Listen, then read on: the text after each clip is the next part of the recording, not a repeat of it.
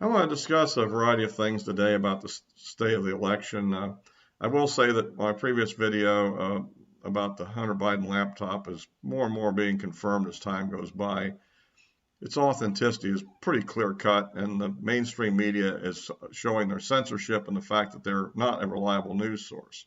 These people are no longer journalists, they are true political activists, which fits into some of my other themes about the danger of a Democrat victory and the confluence between a political party and the bulk of media, including the tech giants. But let's get on to a little bit about the state otherwise. On the polling, on the bad news side, and I wouldn't get too worried about just this number, the real clear average is now 7.7% in favor of Biden. Of course, that's a lot better than it was not too long ago when it was around 10. So Trump's position clearly has improved relatively. In fact, that's the way I even look at the polls. I don't trust that much. I go back and look at what was their number in the last report and what is the trend. Is it going in a direction or not? So if even a poll that's biased, if it was 10 points in favor of Biden and now it's 6 points in favor of Biden, you begin to see a trend that's moving in Trump's favor. See. Then we have the polls that are more favorable and I think probably more credible. I still tend to like Rasmussen the best. They do occasionally have a glitch, but I think right now the latest one is Biden up only by 3%. And remember, we won with Hillary Clinton up 2.1% in the final vote count in 2016. So that means that we're getting closer and closer to a possibility of winning. And we look at some of the Trafalgar State polls, and they're looking fairly encouraging, although it's still very challenging. The other thing that's going on that I would point out, that Trump by campaigning in places such as I think he did a Minnesota and did a Nevada. Now I don't know whether that was a diversion, a feint.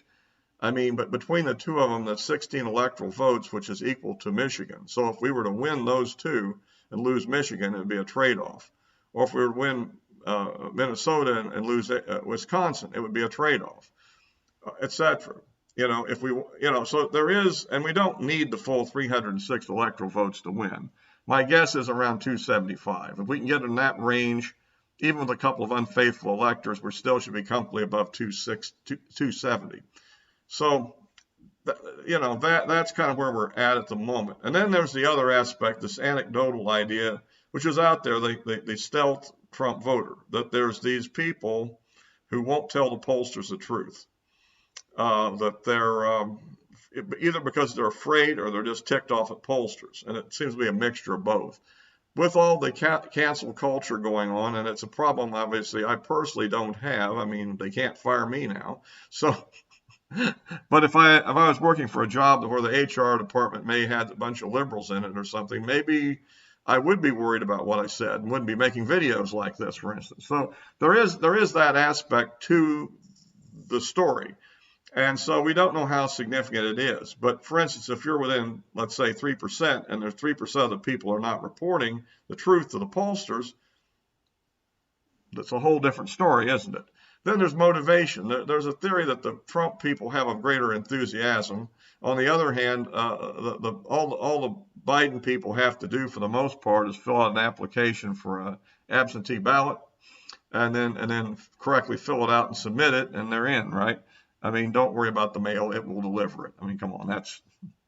I find that I don't know what's going on with these mail cases we've heard, but overall, I think the mail will be delivered. I personally, though, I'm going to vote in person because that's just my approach, and I think it's more sure, and I haven't asked for an absentee ballot either. So, so that's it. But, okay, so that's the way of the land. And then you have the Trump rallies, which are spontaneous. And, I mean, they're not union shop stewards saying everybody get out for the rally because, our candidate's going to be speaking and we got to show support. It's not organized like the Mondale rallies were in the last week or so of the 1984 election. The spontaneity of it indicates true enthusiasm, and that may be a factor. On the other hand, there's a lot of talk about high voter turnout, and usually, historically, that was an advantage to the Democrats. However, when you look at all the polling we have, and this is across the board, demographically, it looks like that Trump is favored by lower income voters and less favored by higher income voters. the break point seems to be somewhere around the maybe 70,000 a year or thereabouts. That above that level, the vote tends toward Democrat, and below that level, it tends toward Republican, which is very unusual. Added to the strange numbers you're getting in some polls involving the African American and Latino vote. Very strange numbers there, and high for Trump. So it's possible that we've had a kind of a realignment in politics here over Trump, and therefore a high turnout might actually be favorable to Trump. If people that normally don't vote turn out en masse to vote for Trump, that would throw all the conventional thinking out the window. So the bottom line is vote. And don't worry about the polls that much, because ultimately, although as a mathematician by training, I can't resist looking at the numbers. I mean, it's just what I do. But looking around it, I think that this time, I just say, I don't know what's going to happen. I think it could be anything from a Democrat landslide to, who knows, maybe a surprise Trump victory or landslide. I doubt the Republicans are going to have a landslide just based on polling data and how, usually when they're inaccurate due to the kind of things I've discussed here, they're only off by a few percent. So I still think it'll be a close race for Trump if he wins. And that's why it's even more important that all Trump supporters get out and vote. And make sure you probably vote in person at either the early voting or the election day voting, which I suspect this year may be the easiest thing to do, really. I know one time in 2008 in the election when I lived in a different state, and the early voting was just incredibly insane lines. And I went to my polling, I gave up on it and said, I'm going to go on election day. And if I have to use vacation time, I'll do it. It was like 5 minutes from walking in there to walking out having voted. It was very fast. There was only one other person there and plenty of places to vote. So therefore, like I said, anyway, that's kind of that. I'm going to look at another case of polling, though, and show you the kind of contradictions I see. And this is the same organization, Rasmussen. Rasmussen recently released a poll in Ohio showing Biden at 50 and Trump at 45. Okay, 5% advantage for Biden.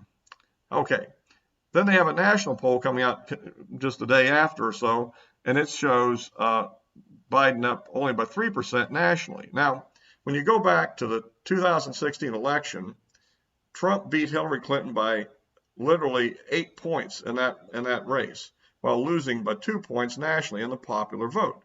So that's a 10-point delta.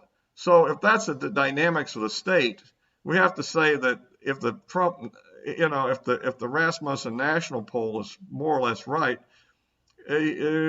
Trump should be up by several percent, maybe 8.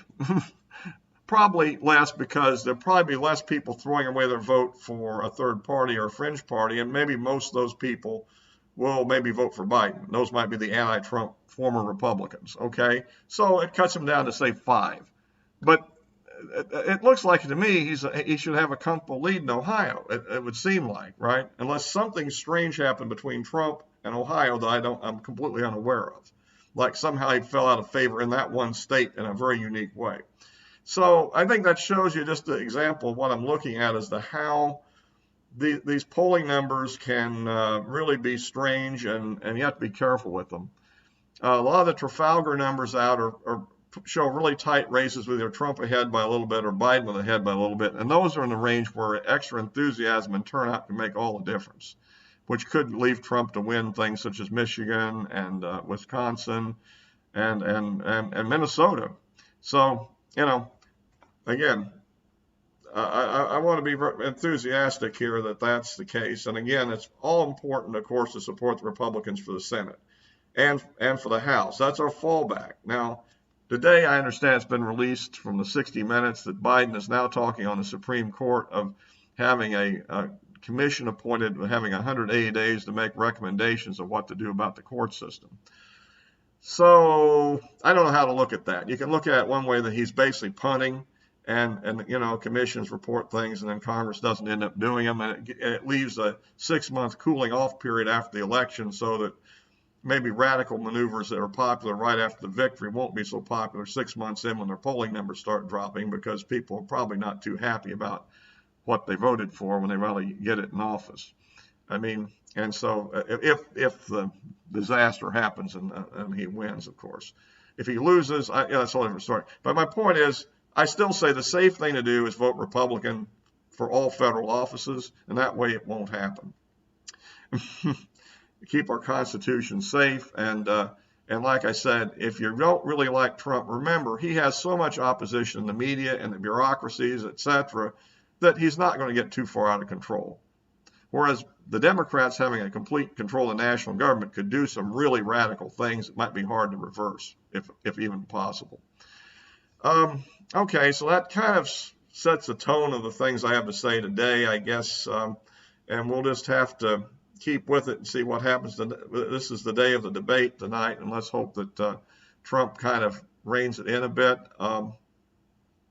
My thinking is, although Trump has complained about the idea that the two candidates will not be allowed to interrupt each other in their 2-minute response to the original question, actually, I think that's an advantage to Trump, because I don't think he could restrain himself if he could do it.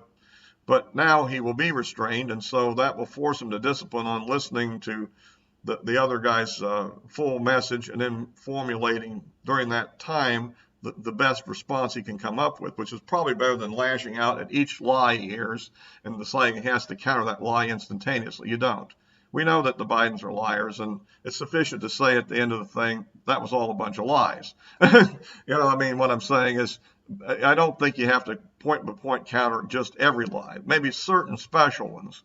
So I hope he'll restrain himself there, and maybe we can have a more civil but still spirited debate during the free exchange period afterwards, which he can try to interject the things he really is concerned about, and that would be helpful.